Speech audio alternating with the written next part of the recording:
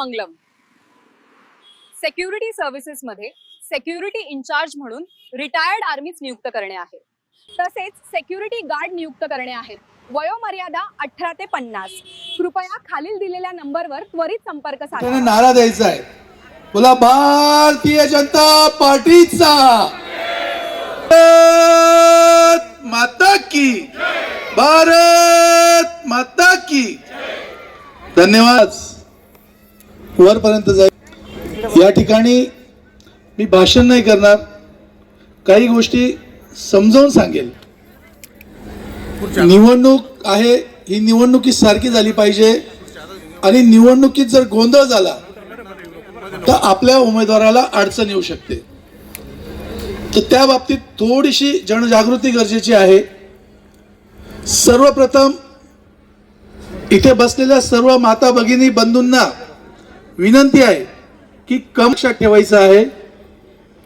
कमळ समोरील, कमळ चिन्हा समोरील बटन आपल्याला दाबायचं आहे।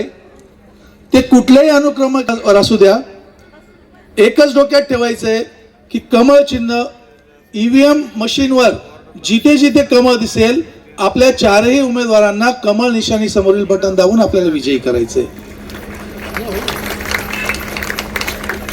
आपल्या प्रभागात इथे बसलेल्या प्रत्येकाने फक्त आपल्यापुरता जबाबदारी न घेता आपल्या आजूबाजूला राहणाऱ्यांची सकाळी पाहिजे तेवढ्या लवकर मतदान करून घ्यायचं काम आपली जबाबदारी आहे।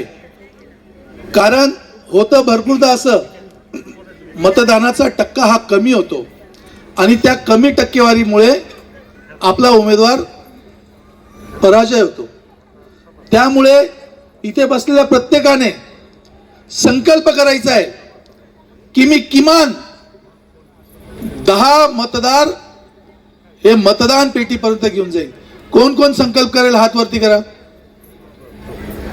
बस, बाकी ही जबाबदारी आहे तुमच्यावर। आपण हात वर केलेला आहे। मतदार हे मतदान पेटीपर्यंत घेऊन जायची जबाबदारी तुमची माझी सगळ्यांची आहे।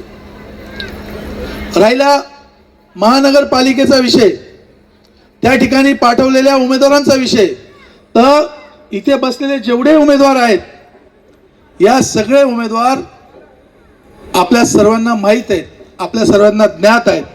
इथला प्रत्येक उमेदवार या पूर्वीच्या काळात आपण नेहमी रस्त्यावर भांडताना बघितलेला आहे। म्हणजे तुम्ही आता मगाशी गुलाबभाऊ पगारे गेलेत, त्यांच्यापासून या निवडणुकीची जे प्रतिनिधित्व करतायत, मग सन्माननीय बंडू काका बच्चाव असतील, सन्माननीय जिल्हाध्यक्ष निलेशजी कचवे सर असतील, सन्माननीय सुनीलाबा गायकवाड असतील, सन्माननीय अद्वयाबा हिरे असतील, सन्माननीय प्रसाद बापू हिरे असतील, सन्माननीय दादासाहेब जाधव असतील, सुरेश नाना निकम असतील, नंदुतात्या बच्चाव असतील, ही सर्वच्या सर्व मंडळी आपल्याला नेहमी रस्त्यावर जनसामान्यांच्या हक्कासाठी भांडताना रस्त्यावर दिसलेली आहे। मग आपल्या सर्वांना एकजुटीने त्यांच्या पाठीमागे उभं राहण्याची गरज आहे। कारण इथे असलेला उमेदवार तुम्ही बघून घ्या, भारतीय जनता पार्टीने सामाजिक जे काही समीकरण आहेत ते समीकरण बाजूला ठेवत जो कोणी सर्वसामान्य कार्यकर्ता या भारतीय जनता पार्टीमध्ये काम करतो त्या कार्यकर्त्याला न्याय देण्याचं काम या ठिकाणी केलंय। म्हणजे मी आवर्जून सांगेल, भारतीय जनता पार्टीने प्रत्येक समाजातील उमेदवाराला या ठिकाणी उमेदवारी दिलेली आहे। म्हणजे आवर्जून सांगेल, मिस्त्री समाज हा छोटा समाज, आपण सोयगाव मधून त्यांना उमेदवारी दिलेली आहे। सोनार समाज या समाजाला आपण कलेक्टर पट्ट्यातून उमेदवारी दिलेली आहे। असा एकही समाज आपण शिल्लक ठेवलेला नाही की ज्यांना आपण न्याय दिलेला नाहीये। न्याय देण्याचं काम हे फक्त आणि फक्त भारतीय जनता पार्टीमध्ये होऊ शकतं। इथे कुठलंही जातीय समीकरण लावले जात नाही। जो कोणी उमेदवार आपल्या कामाशी एकनिष्ठ आहे, आपल्या कर्तृत्वाशी एकनिष्ठ आहे, अशा प्रत्येक उमेदवाराला या ठिकाणी उमेदवारी दिलेली आहे। म्हणजे मग तो 1 नंबर प्रभाग असेल, 9 नंबर प्रभाग असेल, 10 नंबर प्रभाग असेल, 11 असेल, 12 असेल, तुम्ही सगळेच्या सगळे उमेदवार तपासून बघा, हे सर्वसामान्य घरातून आहेत. गुलाबभाऊंनी अतिशय महत्वाची बाब आपल्या सगळ्यांच्या समोर आणून दिली, धनदांडगे उमेदवार आपल्याकडे नाहीत. मग याचा अर्थ आजची ही महापालिकेची जी लढाई आहे ही धनशक्तीच्या विरोधात जनशक्तीची लढाई आहे. आणि या धनशक्तीच्या विरोधात तुम्हा आम्हाला अतिशय ठोकपणे समोर यायचंय आणि भारतीय जनता पार्टीच्या कमळ चिन्हासमोरील बटन दाबून मालेगाव शहरातील सर्वच्या सर्व उमेदवार विजयी करायचे. थोड्याच वेळात या ठिकाणी प्रमुख पाहुण्याचं आगमन होईलच. जिल्हा अध्यक्ष असतील, प्रमुख पाहुणे असतील, पुढची रूपरेषा आपल्याला सांगतीलच. तत्पूर्वी म्हणजे माझा भाषणाचा या ठिकाणी काही विषय नव्हता, परंतु सन्माननीय योगेश भाऊंनी मला पुढे या ठिकाणी भाषण करण्यासाठी संधी दिली. मी त्यांचं मनापासून धन्यवाद मानेल. या ठिकाणी मी आवर्जून सांगेल की भारतीय जनता पार्टीचं सरकार केंद्रात सुद्धा आहे, राज्यात सुद्धा आहे. सन्माननीय लोहपुरुष विश्वगुरु नरेंद्रजी मोदी साहेब हे केंद्रात बसलेले आहेत.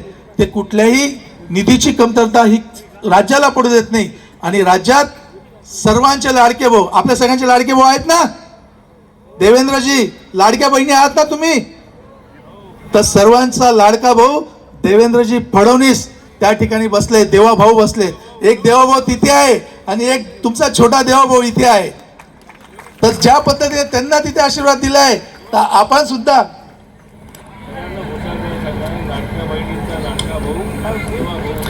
या ठिकाणी मी आपल्या सगळ्यांना विनंती करेल, सन्माननीय रवीजींनी एक घोषणा द्यायला लावली आहे, सर्वांचा लाडका भाऊ. मी म्हणेल सर्वांचा लाडका भाऊ. आपण सर्वांनी एक आवाजात एकजुटीने म्हणायचंय, देवा भाऊ देवा भाऊ. ओके, सर्वांचा लाडका भाऊ. अरे सर्वांचा लाडका भाऊ. अरे सर्वांचा लाडका भाऊ. धन्यवाद, धन्यवाद.